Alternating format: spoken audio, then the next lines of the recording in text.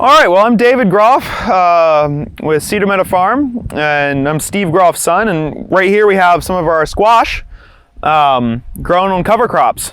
So what we have is some residue from our triticale and hairy vetch that we grew this last fall through the winter. And some of the hairy vetch came back, but I don't see that as a problem. That'll just survive here and it'll just die out on its own. And it'll give the pumpkins some nitrogen.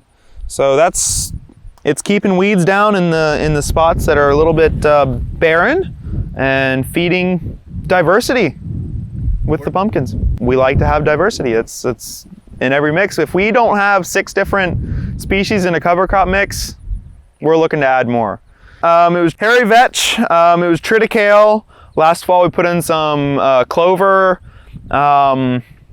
I think it was a mix of cereal grains, rye, triticale, and black oats.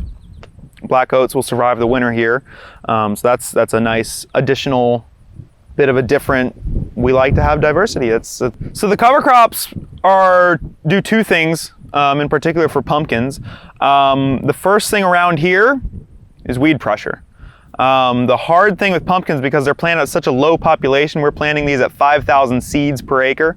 They're 45-inch rows and about, it comes out to about 28 inches in row spacing. And so for a month, there's no coverage. Just in the last few weeks, these have canopied over and they've been able to suppress the weeds. So we need a month full of weed protection. And so we want to have a good high carbon content cover crop. And also, since pumpkins are not legumes, they don't fix their own nitrogen, we need to have some sort of nitrogen fixing cover crop. That's why we like to use hairy vetch, some of the clovers, crimson clover, Persian clover, different kinds of clover. And some of those don't survive the winter, but the hairy vetch does around here. And it's nice to have back in the spring.